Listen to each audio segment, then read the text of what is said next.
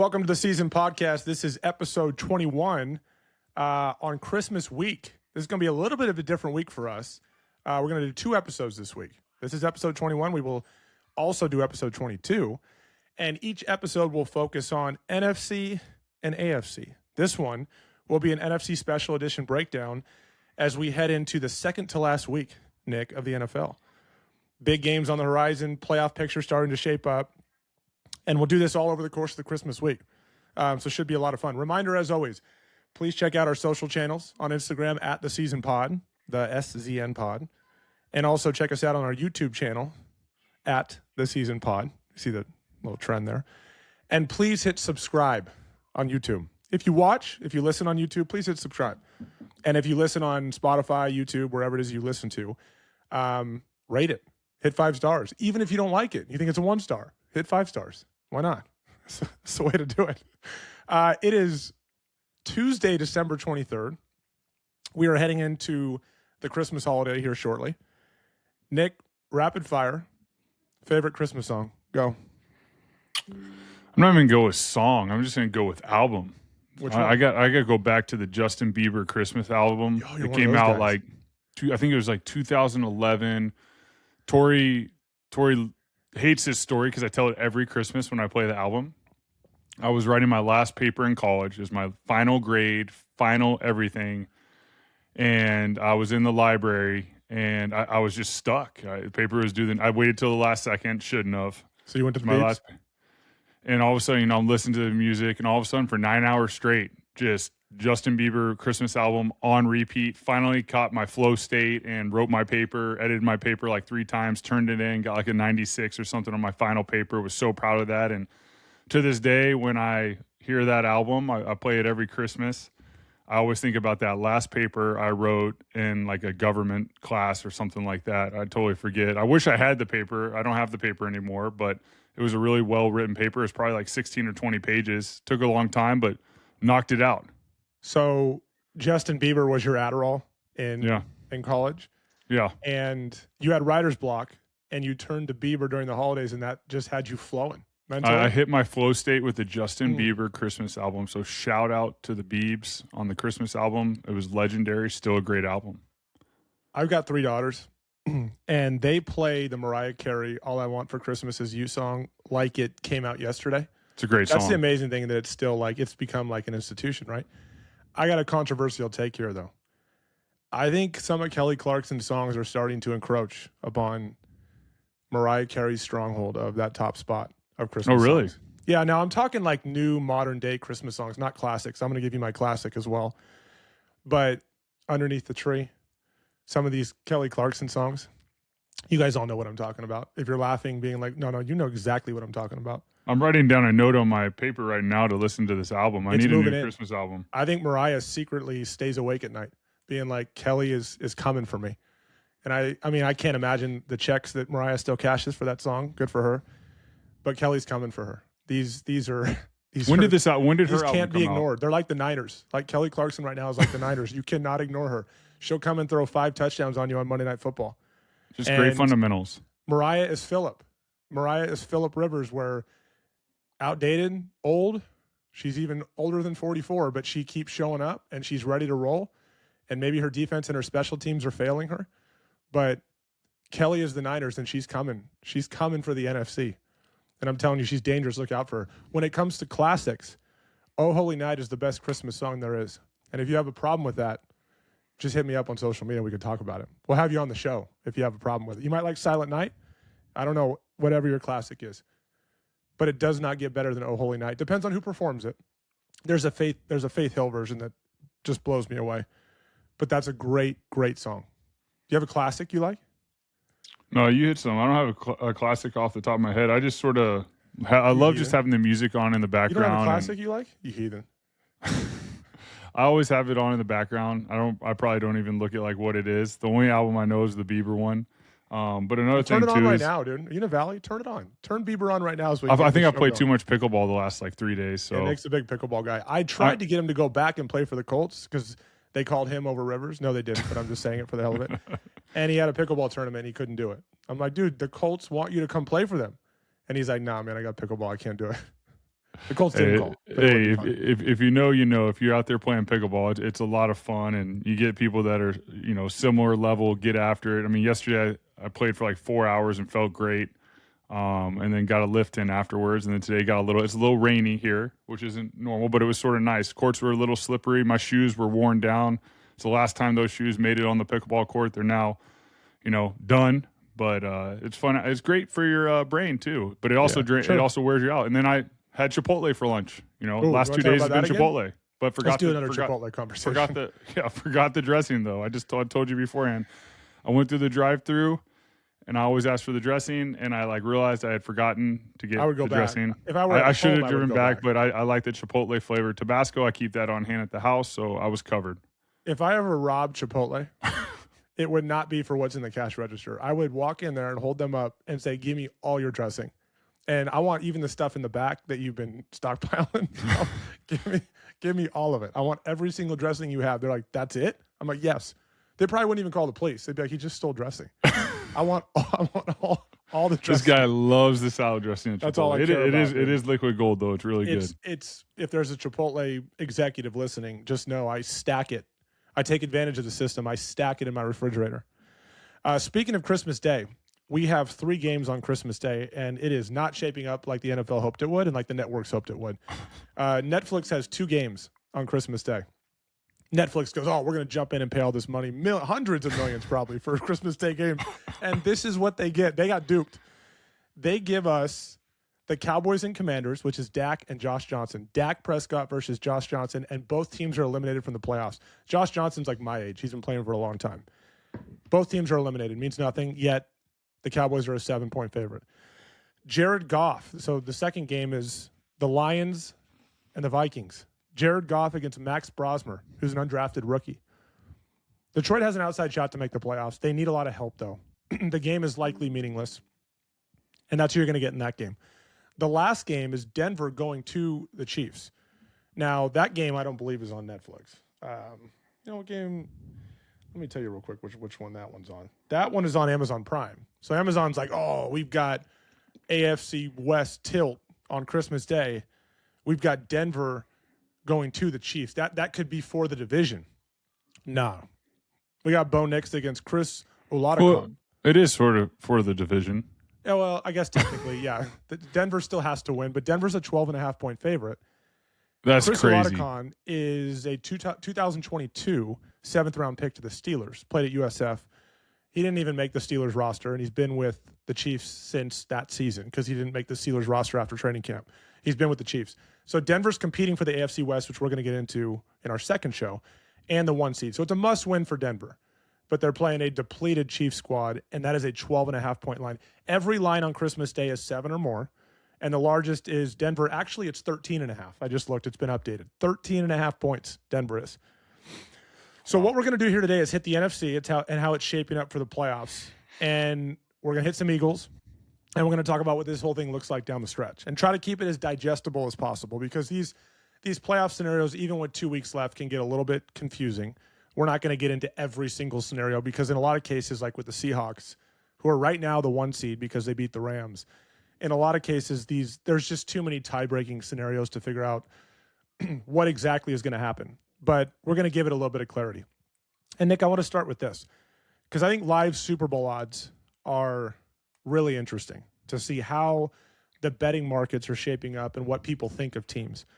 Now, to be clear, just because Vegas puts like the Rams at plus 450, which would be the favorite right now, the betting favorite, to win the Super Bowl, it doesn't necessarily mean that Vegas thinks the Rams are going to win the Super Bowl. They're playing a little bit on the public sentiment and feelings about how things are going. Vegas is in this to make money. They're not in this to tell you, like, okay, this is the team we think is going to win. They know what people think of the Rams. And we're going to get into the Rams here shortly. We've said many times this year the Rams quite possibly the best team in football. And they know people believe that. And they're dangling it out there for people at plus 450 because they think a lot of people will jump on that. When in reality, the Rams are not going to get the 1 seed. Losing at Seattle killed them. They could still, but it's highly unlikely. And they're going to go on the road for their first playoff game. If the season started today, the Rams would go to Philly. Now, they were up 26-7 at Philly early in the third quarter earlier this season. They ended up losing that game. But they got to go on the road and play wherever they end up playing, likely Philly. It's going to be a really difficult situation to play in. The Bills, so it goes like this. Rams plus 450, Hawks plus 600, Seahawks are the second favorite to win the Super Bowl. And the Bills are at plus 850 as the third favorite. So basically Rams are the NFC favorite from a betting standpoint, and the Bills are the AFC favorite. And if it started today, the Bills would have to go to Jacksonville. Okay, that's where they go if it started today. They'd probably be an underdog in that game, or a very, very tight favorite, maybe a point. It wouldn't be much. I mean, I wouldn't want to play Jacksonville today, even in Jacksonville. So neither favorite in the AFC or NFC, Rams and Bills, neither favorite will play a home game in the wild card round of the playoffs. Okay, so take these odds of what Vegas is saying, hey, here you go, take it, with a grain of salt, because both these teams have to go on the road. Now, have we seen wild card teams roll through the playoffs into the Super Bowl? Sure, it can happen. But for some reason this year it feels because there's a lot of parity this year, right? Like the institutions, if you will, at the top of these respective divisions are not quite there, or they're not what they used to be. So it feels a little more dicey. But let me ask you this. When it comes to buys in the first round, it's such a coveted thing, right? Oh, they can get the 1 seed when we talk about both sides of the bracket. They can get the 1 seed. They got to get a buy. When you guys won the Super Bowl in 2017, you guys had a buy. You were 13-3. You had a buy. The best thing about a bye is that you don't play in the wild card round, and all you got to do is win a divisional game and a conference championship game at home, and you're in the Super Bowl. That, in theory, sounds very desirable, very doable. But what about like just the idea, because we've also seen teams that are hot, really good teams, get a bye, then play a team that didn't have a bye that's really playing well and is hot, and they get beat. So what are your thoughts generally on a bye and how some teams might want it and some teams might not want it? How desirable is it for teams? I mean, I think when it comes to the playoffs, every team wants a bye. It's different than the regular season. I think a big part is you have guys that are a little banged up, guys that are coming back from injury or, just need a little bit of a reset. You can you're still working on that bye week. I know when we had our bye week, it was huge for us because that's when we figured out a lot of things offensively, schematically for myself, just building the offense around me as opposed to Carson's offense. And that was huge. I mean, coaches took advantage of the week. We had a really, intense week of practices, intense week of film study, just preparing for, the next week that was a preparation week. But we were able to figure out a lot of things and the big thing is doing a lot of self-scout. Mm-hmm. That's big. But I think there's the way to go about a bye week. It's not a bye week where, during the regular season, guys get, 5, 6, 7 days off and, they go, maybe you go away, you go back home. You're not really on your feet that much. A bye week in the playoffs, you might get a couple of days off, but you're probably going into the facility, you're getting a lift in, you're watching film, maybe some light throws with the receivers. Receivers are on the jugs machine. You're preparing. It's different in the playoffs, so I think it's super desirable. Plus, if you have a bye week, you get home field advantage for the playoffs. So if you win, you're just going to play at home until the Super Bowl. And I think that was what was huge for us was we took full advantage of it. We recovered. We restructured our offense to where I was really, really comfortable, and that was the practices during the bye week, good on good. We did good on good practices. They weren't as long of practices, if I remember correctly, but they were intense. They were, higher intensity, less time out on the field, getting some extra lifts in, extra recovery, maybe a few days off just for your mind. I mean, a big thing, too, is you do anything a lot, your mind sort of goes. You want your mind fresh, your body fresh. So I think it's a huge advantage to, be the number 1 seed and have that bye week. You don't have to play in the wild card round. And I think there's something different. There's a different intensity at the end of the season where we are now, these teams that, are now in the playoffs and they know they're in the playoffs, there's a different adrenaline. During the middle of the season, it's a marathon. If any of you are runners out there and you've run, you start the race, you're excited, it's like the start of the season. Then all of a sudden you get in the middle of the race and you sort of try to hit your flow state and then it gets a little harder and it's a grind, and then you get to those last couple miles and you just gut it out. And all of a sudden you get a little extra fuel in you, a little extra adrenaline that's still in the tank. So that's where these teams are now. And the teams that are, going to the playoffs, you're going to see a different intensity on the field. And the teams that are out of the playoffs, I mean, dude, they're just trying to finish the season. Yeah. Some guys are playing for another contract. Some guys are just trying to survive, and some guys are just trying not to get injured. So when you're not going in the playoffs, it's harder. I mean, you see the Chiefs. I mean, the Chiefs are really banged up, and this is the first experience they felt in the last decade of not making the playoffs, but they're just a different team out there. Now they're just trying to get to the offseason and try not to have, these tough injuries. And I know they've had several tough injuries, but it's just a different intensity when you're going to the playoffs. So getting that bye and being that number one seed, in my opinion, going to the playoffs, I mean, it's huge. So you don't worry about a team that is hot and playing well, maybe has a young quarterback, taking a week off. You think it's a good thing overall? I think all things considered. As long as you approach the bye week with intentionality, and like I said, it's not a bye week like you had during the season. This is a work bye week. Like, hey, now it's hey, we lose, we go home. We win, we stay in. So you're not going home. You're staying there. You're working. You're going to go into the facility, I don't know, 3, 4, 5 hours, and then you're going to go home. They're not going to be as long of days, but you're still going to get your work in. You're going to get prepared. You're going to be on your feet. You're going to be working a little bit. You're going to be working on your craft. It's very, very different, but it's all about how the team approaches the bye week is where it leads to success. So let me give you the teams that are in play for the 1 seed right now. And it doesn't go by seed, right? The Eagles right now are the 3 seed. They're gonna be the 3 seed unless something crazy happens. The Eagles are not in play for the 1 seed. The Hawks right now are sitting in the 1 seed. They have the inside track. They control their own fate. The Bears right now as the 2 seed actually have a path to the 1 seed. They need help though. And then it jumps to the Niners. The Niners and Hawks right now control their own, I hate this phrase, but they control their own path to the 1 seed because they play each other still. So surprisingly, and we're going to get to the Niners in a second in more detail, but the Niners, we've kind of overlooked them because, injuries, they're doing a great job. They're hanging in there. They have 2 more games. If they win both of them, they are the 1 seed because one of them at week 18 involves the Hawks. If the Hawks win both of their games because they play the Niners, they are the 1 seed. So let's just focus on the Hawks and Niners. Which one do you think will benefit more from a bye week?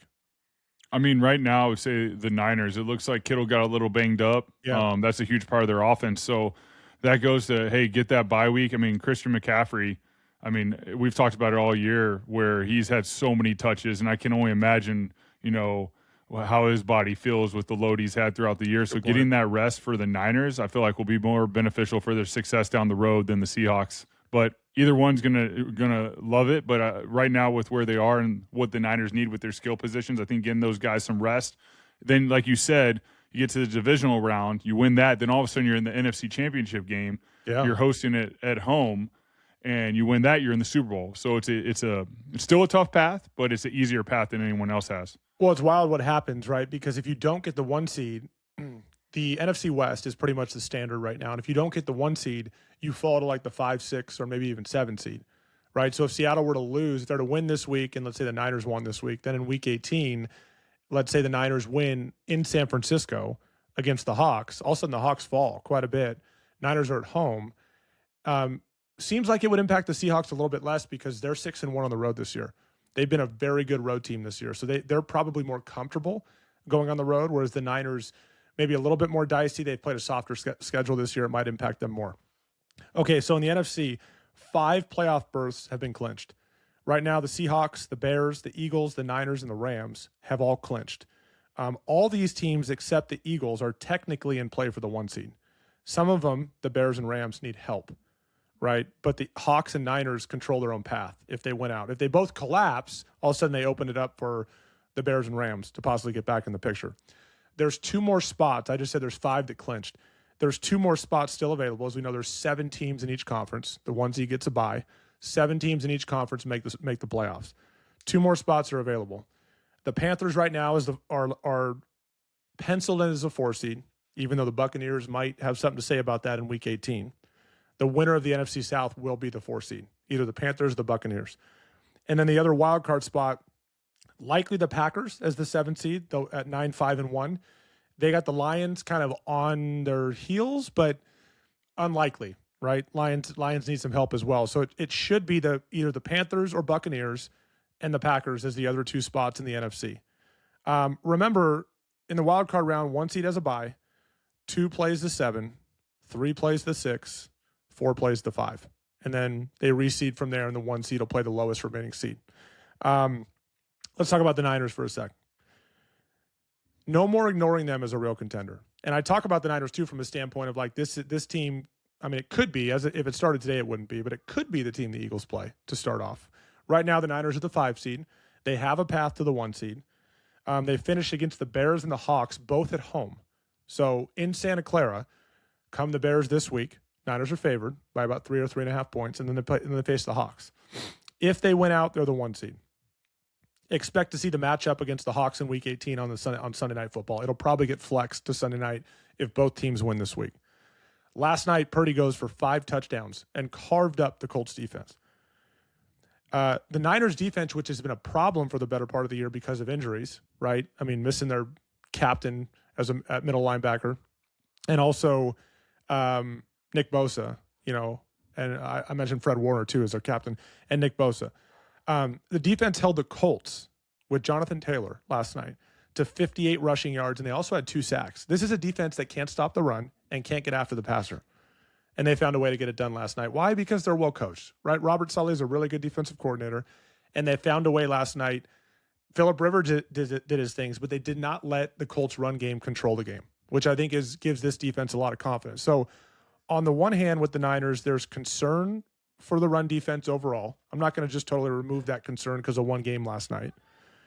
And they don't have a dominant run game this year either. The Niners don't. This is like, if we go by the standard that Kyle Shanahan has set there, and Christian McCaffrey's been a little frustrated about it too at times, even though he's got over 1,000 yards. This is not a dominant run game by any means.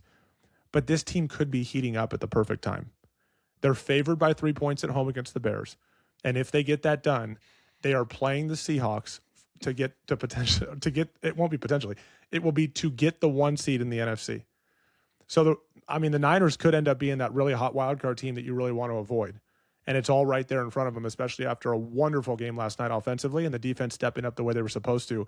And it's a really, really well-coached football team. And I know you thought pretty highly of what Brock Purdy did last night as well. Yeah, I thought Brock looked amazing last night. I mean, 5 touchdowns, career high. They just looked dialed in. The Colts had no answer. They just, the biggest thing was Kittle getting a little banged up and being out of the game at the end. But I think you said it best. It's all about, we've said it, peaking at the right time. The example of like the Colts at the beginning of the season, everyone's talking about how they're the number 1 team, in the NFL. What were they, 8-1 or something? And they have just fallen apart. So much so where, Phillip Rivers played really well, but Phillip Rivers came out of retirement to quarterback them because that's where they were at. It just shows you that, the 49ers have had a really impressive year with all the injuries they've had. Mac Jones started several games, did a great job stepping in for Brock Purdy, and then Brock gets healthy. Now he's finding his rhythm at the right time. I mean, they are a very dangerous team. And then, having their defensive coordinator, I mean, he's going to be there for a while. He was already a head coach, so I don't see him getting hired away to be a head coach anytime soon because he's already had that opportunity. Maybe a couple years from now, but they're going to be loaded up for a while coaching-wise. And that's the thing that's always been with the Shanahan team is they're going to be a really, really well-coached team offensively, schematically. If you watch them, they do a lot of great things in the run game, in the pass game, the play action. It's a really controlled offense. It's a very quarterback-friendly offense. That's why, Brock does a great job running it, but that's also why Mac Jones is able to come in and play at a high level. The coaches do a great job of, setting up the plays, calling the plays at the right time, and the guys know what they're doing. I mean, it helps to have guys like Kittle and Christian McCaffrey and out there running, but, man, they are peaking at the right time. So I expect them to finish this season strong and potentially, like you said, they really have a good shot at getting this number 1 seed. I think most Niners fans would take all this with a grain of salt. I know they're a little bit cynical about the fact that they feel like they can't consistently stop the run. They did it last night, 58 yards against a Phillip Rivers-led offense. But I think Niners fans are cautiously optimistic about what lies ahead. I think last night gave them a little bit more confidence based on what Brock Purdy did. It's the best game Brock Purdy's had all year, obviously. When he first came back from his toe injury, he wasn't himself. I think he had 3 picks against Carolina on Monday Night Football, and it wasn't pretty. But last night he looked great. And you think about all the players they've lost. They've gotten some of them back and some of them they haven't. Brandon Ayuk's still out. They don't even know where he is. I mean, Kyle Shanahan has said, I haven't seen that kid in a month. And it's a bad look, right? Because he's been rehabbing an injury. Apparently he was doing it away from the facility without even giving permission by the team, and kind of a mess. But for them to push through this, we've given a lot of coaches the nod, like, okay, he could be coach of the year. He could be coach of the year. We talk about Mike Vrabel, Liam Cohen, Ben Johnson. Sean Payton, right? These guys have done amazing jobs this year, and it's really easy to overlook what the Niners have done and what Kyle Shanahan has done, despite missing a lot of their talent for the better part of the year. And as far as guys that can come back, like we're not going to see Brandon Ayuk this year. We're not going to see Nick Bosa again. We're not going to see Fred Warner. But they've gotten the guys back that can come back, and they are in a position right now, and they're supremely confident, which is a dangerous thing too. They just believe. I'd put them in the same boat as like where the Steelers are right now too, just playing almost with nothing to lose, and you're like, boy, look out for this team. So the Niners again in play for the 1 seed. That is shocking when you think about where they were. All right, Seattle, massive win against the Rams this past week for the inside track at the 1 seed.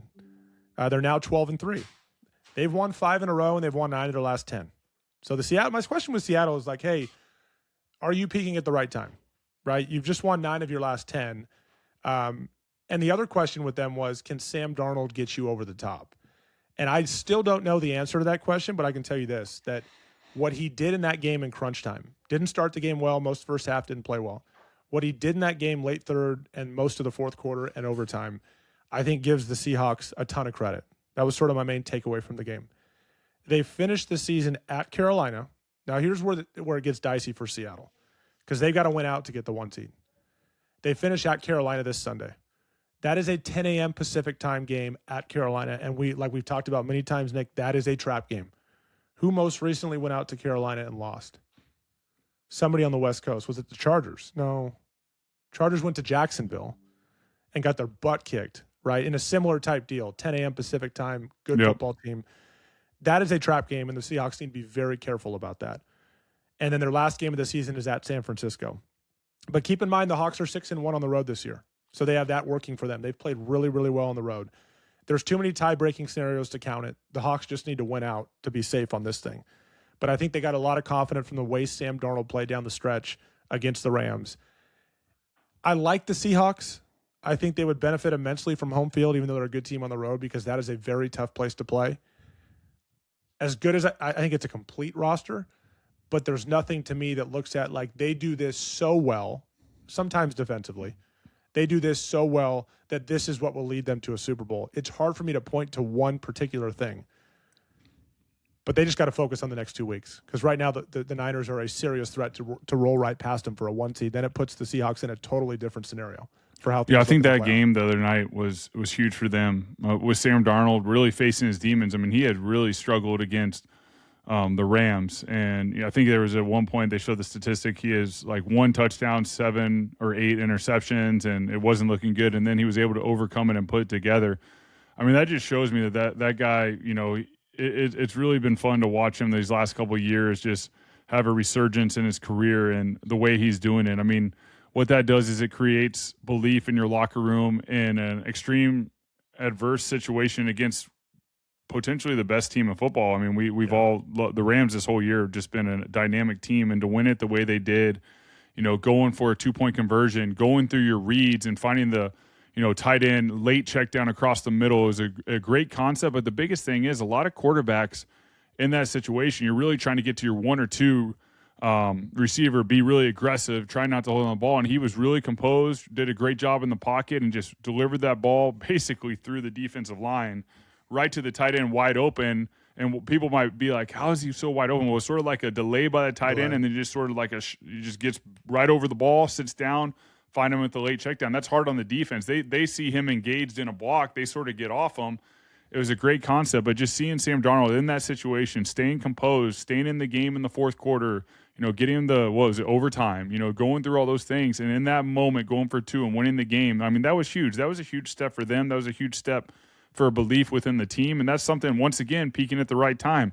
Yeah. I mean, and I agree with you. Seattle is a very, very difficult place to play. That stadium gets so loud, and the colder the weather gets, it just seems like the sound amplifies. So everyone knows it's a really difficult place to play. And then the weather could be a factor. It could be rainy. Who knows? So was really impressed with how Sam played in that game and really conquering his demons, because as a quarterback, when you've played against a team and you've struggled with them, and then all of a sudden the next game you struggle with them, and then all of a sudden there's another game that you're struggling with, and all of a sudden it's like, 1 touchdown to 7 or 8 picks. I mean, you feel that, but to conquer that in prime time in that way against a great team, that was a huge step for his development. That shows me, hey, man, he has the ability to win these games. Those are the games that you have to win to lead your team, to a Super Bowl. We talked about with and because, like, that was a because moment. Like, he overcame that, and because of him being able to overcome it, they were able to win that not only from the QB play, but as a team, and he created this belief. So hats off to him and the Seattle Seahawks for coming away with a victory that looked out of reach for them.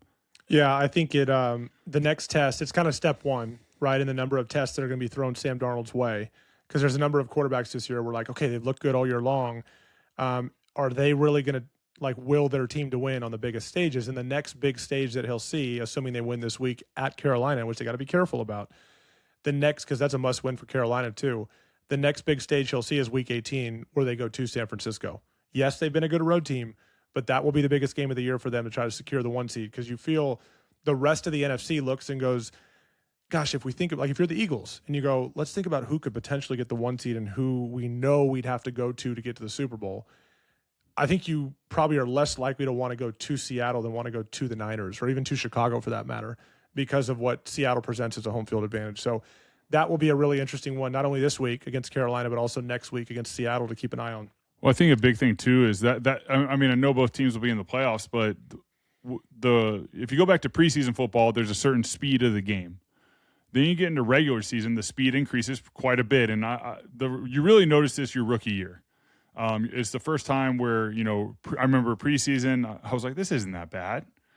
And then you get to the regular season, and you're like, this is a different animal. Then all of a sudden you get to the playoffs, and it's like if you play Mario Kart and you're playing on like 50, like that's the preseason. Then all of a sudden, like, the regular season's 100, and then the end of the regular season's like 150, and then it's like the playoffs are like 200. I don't even think there is a 250, but then all of a sudden, like, the course is reversed, and it's like a totally different course, and it's all these different things. So that last week of the season game will be a playoff game, even though they're both in it. Like, the intensity, the speed of play, the aggressiveness. I mean, you're playing for potentially a 1 seed. We'll see what happens this week.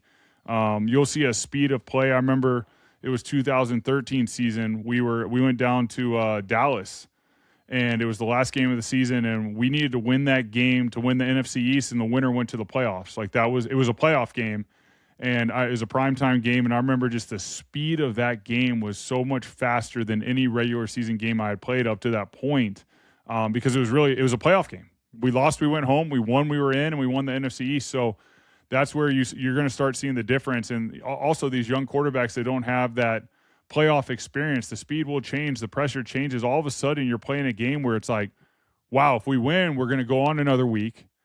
But if we lose, I mean, we're going to go back to our facility, and it's an exit meeting. And in 2 days, I'm going to be at home sitting on the couch. And that next weekend, probably going to be with family and friends watching other teams that we just play in the playoffs. Like, it's a weird feeling. So it's but that's also why the adrenaline, the intensity, and that's why football's so much special. And that's why, I mean, playing in the playoffs is an amazing thing because of that, because it's nothing like going into a game and it's like, man, I have to win this to keep going. You don't get that during the regular season. So that's why the playoffs are just pretty special to be a part of.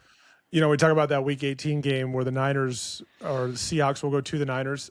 The Niners already split with the Rams, and they have a chance to sweep the Seahawks. So if they end up with that 1 seed, they have earned it, because that division is incredibly difficult, and they could end up being the team that comes out and says, no, we ran this thing from start to finish, which would be a huge surprise based on the way things looked around Week 5. So, all right, the next one is the Bears. The Bears currently sit as the 2 seed.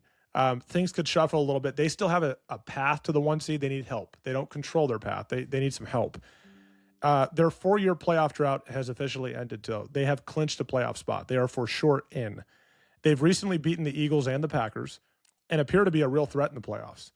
This is what they need to win their division, which they have not done yet. They need to win one time over the last 2 weeks. They play the Niners and the Lions, right? Or they need the Packers to lose one game. So if the Bears lost both games, which I don't see them doing, but those are tough games. Niners and Lions, I mean, those will not be easy games. The Packers need to lose once, Ravens or Vikings.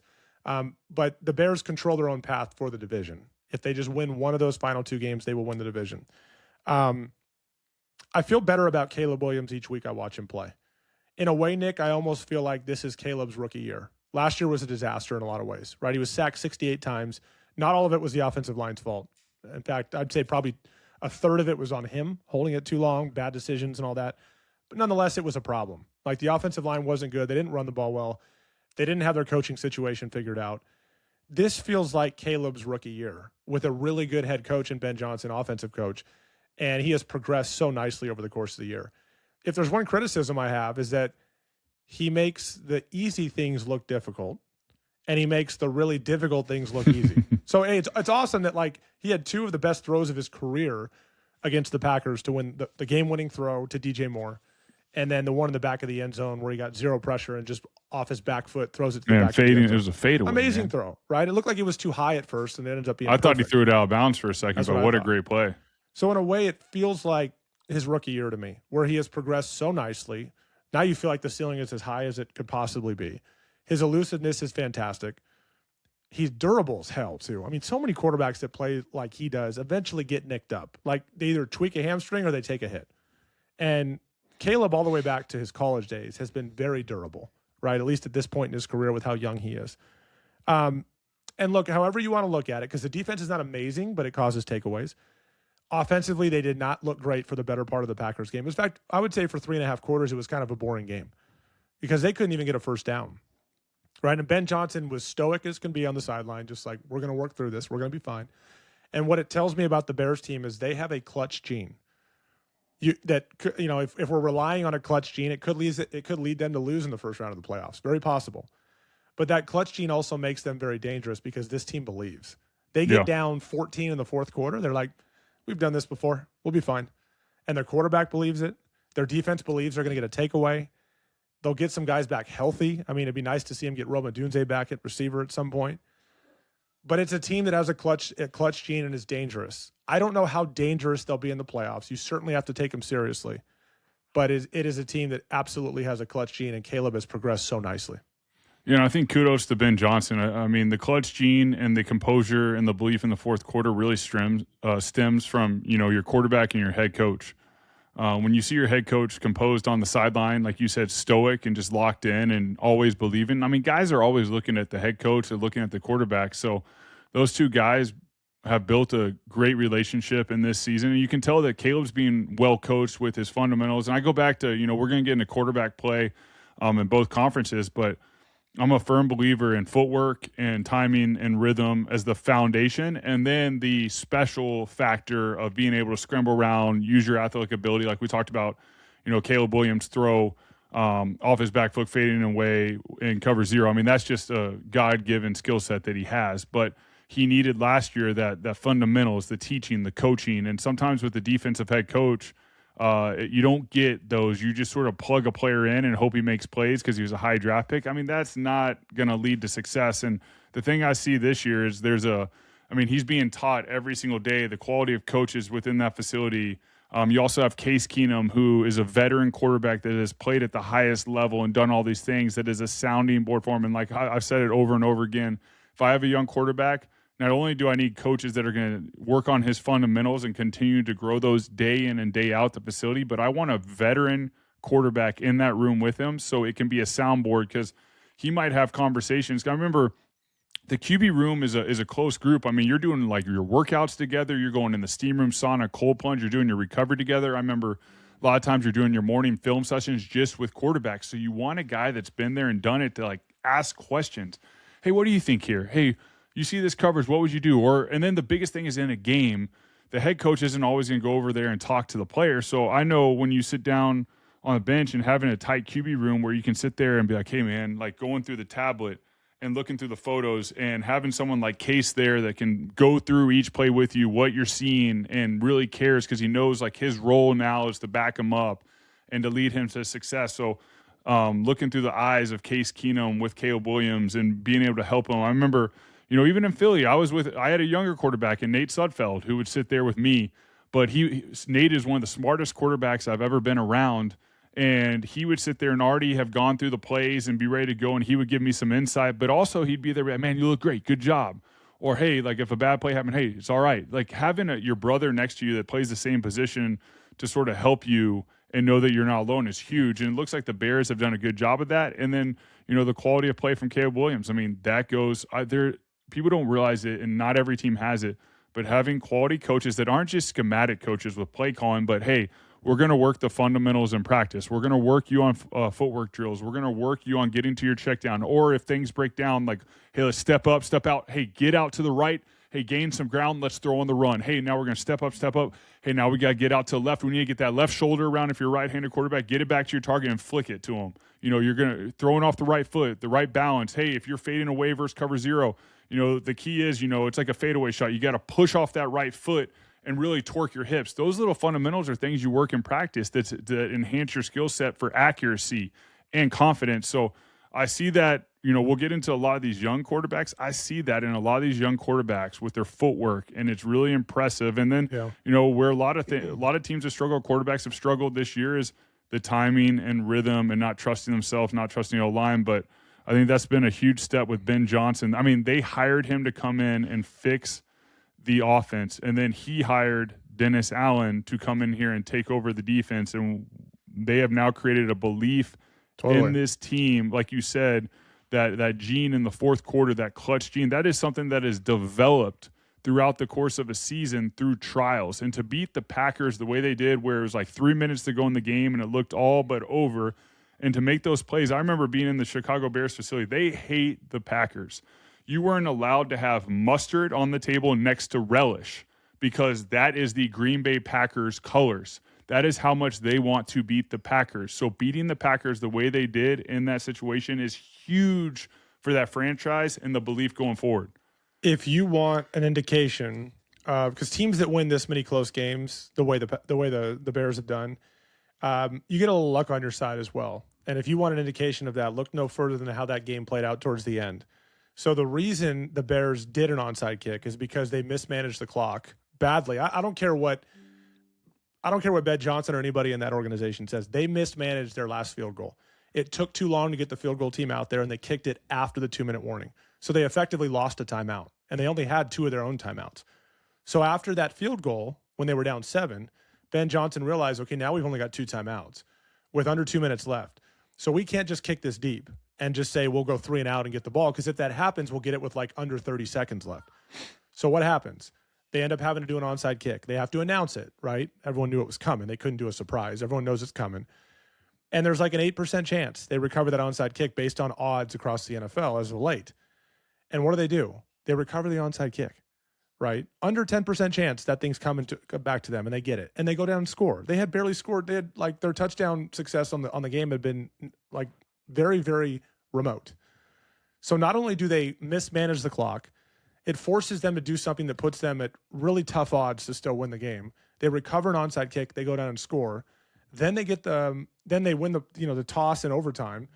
The Packers end up fumbling the ball on 4th and 1 in plus territory. Bears get the ball and drive down and score. Well, I shouldn't say drive down. They threw a long touchdown pass to DJ Moore. The way that game played out from an odds standpoint shows you this team, there's a little bit of destiny in the mix. And I think the destiny paired with the fact that they do have plenty of talent. I don't think this is a great football team, but it's a team that has plenty of talent and is dangerous and can run the ball fairly well and has a quarterback that's like getting better and better each week. If you want to like know how a team does this, like luck is oftentimes on their side, and the Bears, evidenced by the way it played out against the Packers, luck is absolutely on their side. And we will see how it plays out in the playoffs and see if they can keep some of this magic going, because it is something to marvel at. There's no question about that. And I think another point for the Bears it's like the 49ers with the coordinators. Same thing with the Bears. Dennis Allen has been a head coach multiple times.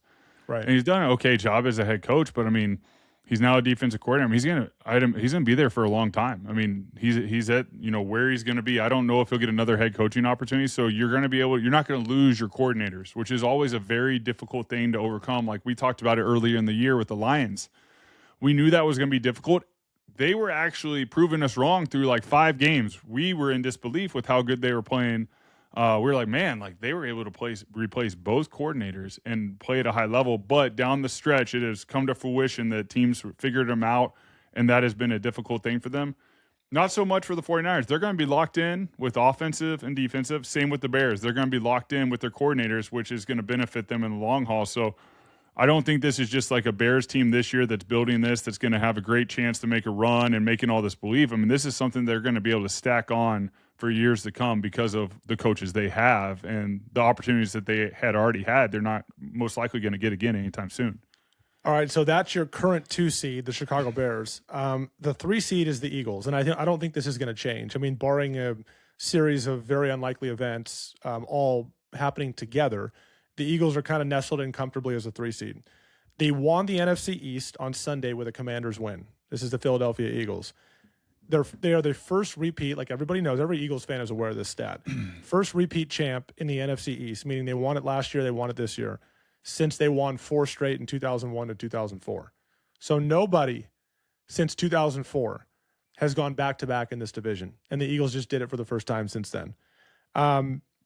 If the playoffs started today, they would see the Rams, and the Rams are a team that came to the Link earlier this year. They were up 26-7, the Rams were, with 11:39 left in the third quarter, and the Eagles came back and won that game. There could be some movement here in seeding depending on what happens with Niners, Hawks, Packers, and Bears. But just note that if playoffs started today, it would be the Rams coming to the Link. I think any team in the NFC right now that I just listed, Niners, Hawks, Packers, Bears, any of those teams coming to the Link would be a problem for the Eagles. Not because necessarily where the Eagles are, but more just as a testament to what those teams are that would come into town. I would probably choose a rematch. We talked to Chris Long about this last week. I would probably choose a rematch with the Bears, to be honest. I know the Bears ran for 280 or whatever it was against them last time, but the Eagles defense is now number 3 in scoring defense. Not far off from the number 1 team, which is the Texans, and the number 2 team, which is the Seahawks. So Vic Fangio has done a wonderful job this year. Despite that one really rough outing where they couldn't get their run fits against the Chicago Bears, they've been wonderful defensively. And Jalen Carter's been out for a couple weeks. He'll be back eventually. It's going to make them much better. The Eagles can gain some confidence from Saquon's performance against the Commanders. So I know the Raiders and Commanders aren't very good. I understand that. But this is an offense that needed a dose of that medicine, right? A dose of that confidence over the last couple weeks. Saquon went 21 carries, 132 yards, and a touchdown. He was over 6 yards a carry. So it felt like we were watching the 2024 Eagles offensively. He ran hard. Like there were still photos of him surrounded by Commanders players. And I saw one where it was like there's 4 guys around him. 2 of them already have their hands on him. He's on like the 10-yard line. They're like, Saquon scored on this play, FYI. I mean, that's how hard he ran in this game. Jalen also had 7 carries for 40 yards, Jalen Hurts. And he had a phenomenal throw to Dallas Goedert in the end zone for a key touchdown. Tank Bigsby got in the mix as well, running the ball. 4 carries for 37 yards and a touchdown. A.J. Brown was squarely in the mix. 12 targets. He ended up having 9 catches for 95 yards. He had some great run after the catch plays too, which I loved. I love when they get the ball in his hands early because AJ, like as big of a receiver as he is, he can play low. And he runs really well after the catch with the ball. Always falls forward. Gets those extra 3 to 4 yards, which I thought was really good for them. One area for concern for the Eagles, before I cut you loose on kind of where this offense is at. Special teams. So Jake Elliott's been a good kicker over the course of his career. In this game, he missed a 43-yarder and a 52-yarder. He also missed a 57-yarder where there was a penalty. It didn't count, and then they had to re-tee it, and he missed a 52-yarder on that same situation right there. He has his field goal percentage this season is a career low for Jake Elliott through 15 games. Nick Sirianni, not surprisingly, has expressed confidence in Jake. Oh, he'll be fine. You know, we trust in Jake and all this. Fair, but he was missing field goals the same way each time in this game, like aiming at the left upright when there was a little bit of wind and it kept going left, right? He was kind of pulling, or I should say drawing it just a hair.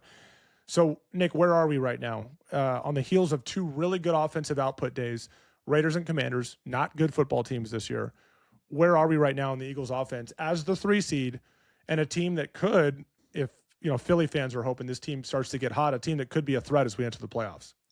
Yeah, I don't think there's a team in the NFL that's still dealt with more criticism and, I'd say tough situations in the media, whether it's from the media or from within the locker room, and they caused it. We talked about it all throughout the course of the season. But I will say this, day in and day out, they just keep bringing it. They keep working towards figuring it out. Offensively, there's been a trend.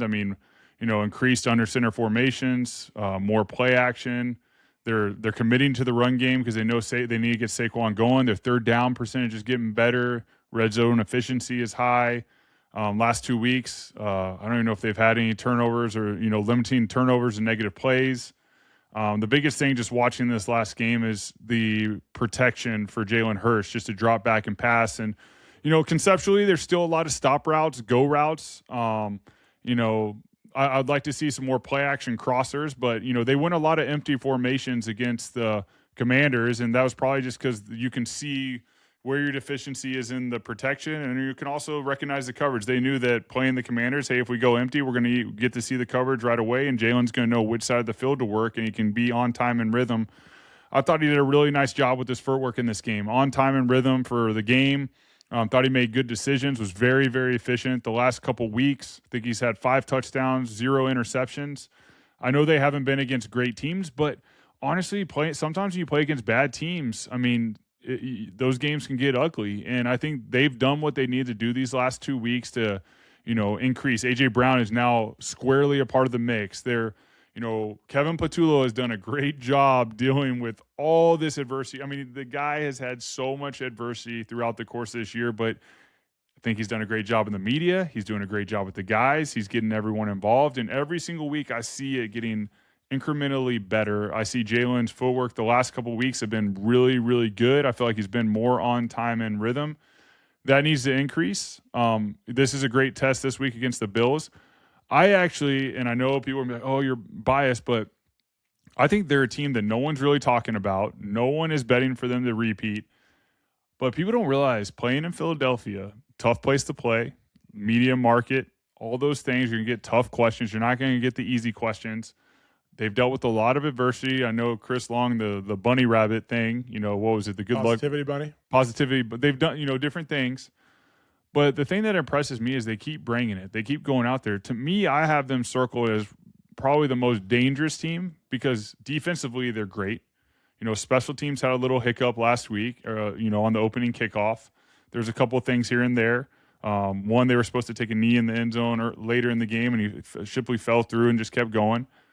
But I think because of their defense and because the offense has, gone through this and they're figuring out A.J. Brown is now more involved, you have a ton of weapons on offense. I thought the O-line's done great. Lane Johnson should be back hopefully soon. I mean, that's what people aren't realizing. They're doing all this without Lane Johnson. Saquon's getting rolling. This is a team right now that is starting to peak at the right time. But this game against the Bills is a great game for them to go in there and have a competitive battle. And if they can get a victory on the road in Buffalo right now, then they play the Commanders again. I mean, this might be one of the toughest teams going in the playoffs, just honestly because of the adversity they have faced as an organization and players and coaches this year. No one has faced anything like they have faced, but it's made them stronger. And honestly, they went from the beginning of the season, it's like, man, this is defending Super Bowl champs. No one can beat them. They're awesome. To just a month ago, everyone's calling for Kevin to lose his job, all these different things. They get through that, and now we knew these last 4 games of the season, 3 of them would be, pretty easy for them to handle. If they just go out there and do their job, they should win the games. The one that we had circled was the Buffalo Bills game. This is the one that's going to be the battle to see where they're at. I like where they're at right now. I like how Jalen's played the last couple weeks. He's done what he's done, since the Chargers game where he had all the turnovers. He had a great reset. Now he's got 5 passing touchdowns, 0 interceptions. I mean, he's done a great job of resetting. And once again, the guy's a winner. And he's working on. Like I said, I really like the way he looked in the pocket. They're giving him time to throw.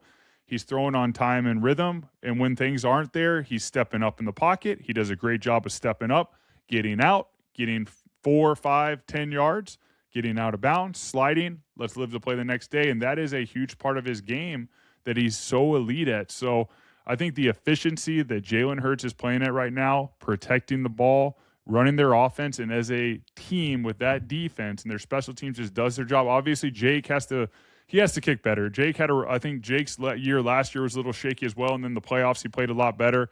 I was his teammate for a few years. I love Jake. The guy is an extreme athlete. He's great at every single sport out there. It doesn't matter what it is. If it's ping pong, pickleball, golf, the guy's elite at everything. He's got the mindset to overcome what he did last week. So I expect Jake to get these things right, to work on his craft, to get back to kicking it straight through the uprights like I know he does all the time. I love Jalen's escapability in this game. It reminded me more of last year. 7 carries. These were not necessarily design runs, time and time again. No, they were stepping up in the pocket. There were times where I'm like, okay, just go, just run. And he took it and went 12 yards and extended the drive, which I loved, right? It's something we haven't seen as much of this year. Maybe afraid to make a mistake, maybe protecting himself more, but these were plays I thought that were glaringly obvious, like you got to get out and run, and he did, and that really helped him in this game because it extended drives.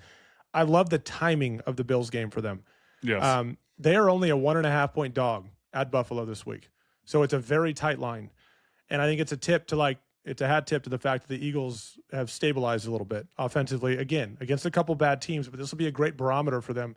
This game means nothing from a seeding standpoint. Like I said, Philly's comfortably at the number 3 spot. Even if they beat the Bills, likely won't change. If the Bills beat them, it's not going to change, obviously, because they already got the division clinched. They're not in play for the 1 seed. So this is like they're a 3 seed, and it's unlikely they'll move from that.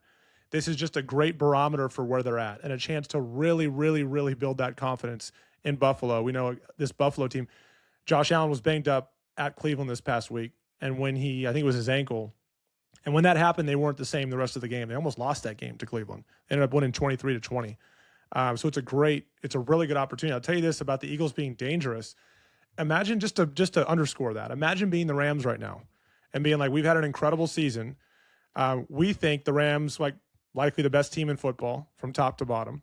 They've had a couple tough losses here and there, but imagine being the Rams and thinking, if the playoffs started today, we would have to go to Philly and play the Eagles. That is not what you want to be doing if you're the Rams, right? They're probably thinking, you've got to be kidding me. Like, that's our potential matchup is going to Philadelphia to play the Eagles at the Link after the season that we've had at 11-4. Not a good place to be. And I think it speaks to how dangerous it is to play there generally, regardless of which version of the Eagles we're talking about. And also just the Eagles getting confidence down the stretch here and possibly winning their last 2 games against Buffalo and the Commanders. So we'll see what happens, but that is going to be a fun thing to follow. And just to put a bow on the NFC, so the 4 seed is going to be the winner of the NFC South. That's either going to be the Panthers or the Buccaneers. Right now, it's the Panthers. NFL modeling and ESPN Bet have the Buccaneers still with a better shot to make the playoffs than the Panthers. Neither one will be a wild card team. It'll be all or nothing. Whoever wins this division's in the playoffs. Whoever loses the division is out. Those 2 teams still play each other. So let's say the Panthers lose this week to Seattle, who comes to Carolina. The Panthers are in a tough spot, and now they have to beat Tampa in Week 18 in Tampa to make the playoffs. So the NFC South will be interesting. That should not impact the Eagles because the Eagles would not see that team in the first round, obviously, and I don't think that team, whoever wins the NFC South, is going to make a playoff game anyways. And the NFC rounds out with the Rams and likely the Packers. So the Rams right now are the 6th seed. They've already clinched. They have an the easy path to close the season. They go to Atlanta, and then they welcome Arizona to SoFi at home. To win the division, they need the Hawks and the Niners to lose. Unlikely at this point, possible, but unlikely. They're very likely to be a wild card team and either play the Eagles or the Bears. This is the Rams. And their path became much, much more difficult when they lost to Seattle. That's how big this game this past week, where they lost by 1 point in overtime to the Seahawks. That's how big that game was because the Rams Super Bowl odds, in my mind, shifted, even though they're still the favorite in Vegas. They're the betting favorite to win it all. Their path changed significantly, and this is going to be much more difficult for them down the stretch. Nick, quick question for you on the Packers. So the Packers have now lost 2 in a row with a huge blown opportunity in Chicago. They controlled most of that game, and they ended up losing that game. Micah Parsons is out, obviously. Jordan Love is in the concussion protocol, needs to come out of that. They're still in a good spot to clinch this division, though. They need 1 win versus the clinch a playoff berth, not the division, a playoff berth. They have not clinched a playoff berth yet. They need 1 win against the Ravens or the Vikings. That's who they finish with. Or they need the Lions to lose a game. If they win both, they're still in play for the division. If they win both and the Bears drop both of their final 2 games, then the Packers would win the division. Seems unlikely that the Bears, although it could happen, the Bears could lose to the Niners and then lose to the Lions. So the Packers could still win this division. It's possible, but it's unlikely. But the Packers likely will be the 7 seed if things go the way I think most people expect them to go. Do you see the Packers as a big threat down the stretch? I do. I mean, I think they're a good team, man. I do think it's different with Micah Parsons out. I think if Micah Parsons playing, obviously, it's a tougher defense to go against. But I think the big thing is getting Jordan Love out of that concussion protocol. I could see him easily missing this next game just because of how concussion protocol goes with symptoms and everything and all the tests you have to endure. With all those things, a great chance for them to make the playoffs. But I do think just with what we've seen this year, they can be a threat. They're not as much as they were a month ago, but I do see them being a threat, specifically to the Eagles. I think the Eagles are a good enough team if they can keep going on offense and keep working through these things with the play action and under center and everything. I mean, if they get that offense dialed in, they're going to be really, really tough to beat. And I think the league knows that. Bettors don't know that, but you know what? It's going to be interesting how these final 2 weeks to play out. I mean, there's a lot of fun football that's about to happen for the next, 6 weeks. I feel this way. I'm going to throw this out real quick because I feel this way about a team in the AFC as well that we'll get to in our next show. If the Packers were to lose both games on their schedule that are remaining, which is home against the Ravens and then at the Vikings, I don't think it's going to happen because the Vikings are, they're in a tough spot as well from a quarterback standpoint. They are starting Max Brosmer. But if that were to happen, Matt LaFleur would be under a ton of pressure. Yeah. Right? You can't not make the playoffs. And quite frankly, I don't think you can lose in the first round of the playoffs either, for people not to start wondering, like, is this the guy? Right? I know you lost Micah Parsons, but go back to middle of the season where the Packers were hitting a little bit of a rough patch. And I said on our show, and I think you agreed, I said I think Matt LaFleur is coaching for his job. If you look back at what this team has been since Aaron Rodgers left, if they were to kind of fall flat this year, it would be a failure, right? I mean, it's kind of been like what he's done. It's sort of a repeat of previous years where they've made the playoffs and been a little disappointed. They had 1 year where they popped a little bit and beat the Cowboys on the road in the playoffs, but it would be tough on Matt LaFleur. I think he'd be under a lot of pressure. I don't necessarily think he would be fired. No. But there would be people wondering what the future of Matt LaFleur looks like if, A, they don't make the playoffs, which is unlikely, or B, they open up the playoffs against the 2 seed, which would be the Bears right now. Man, that would be interesting. And they don't win a playoff game. That would be pretty tough on Matt LaFleur as well and what the future looks like for him in Green Bay. So we'll see. I want to hit you, before we close this show out, a quick lightning round. Give me a team in the NFC with the potential to be that hot every year, or seemingly every year, but it's not every year. We have this like hot wild card team that makes a big push and is the team that nobody wants to play. Who is that team for you right now in the NFC that's not going to win their division, not going to play a home game, and is playing well at the right time and could be scary for teams to play? I mean, not winning their division. I mean, I would think, we were talking about the 49ers. I mean, I just think they may still win it, but still. They may still win it, but I'm just saying where they are right now. I mean, that is a team that, just how they looked against the Colts and what they've gone through this year with injuries and how they've been able to overcome them and still play at such a high level. That team to me is so dangerous just from that perspective of what they're able to do. I think they're playing great football at the right time, and you know what? They are a dangerous team to play right now. So often when we enter the playoffs, if teams are starting to play well and then maybe they lose in the first round because they resort back to some of their bad habits, we go like, well, of course, like they were that the whole year. Why did we expect them to win? But sometimes these teams get a dose of belief that kind of pushes them over the top. And I agree with you on the Niners, but I still come to the Eagles as well, because this is a team with championship DNA, largely the same roster it was last year for the most part, same coaching staff for the most part. Obviously, offensive coordinator has changed over. But I wonder with this team, if they can beat the Bills and beat the Commanders, how dangerous the Eagles become and how no one's going to want to go to Philly to play this team.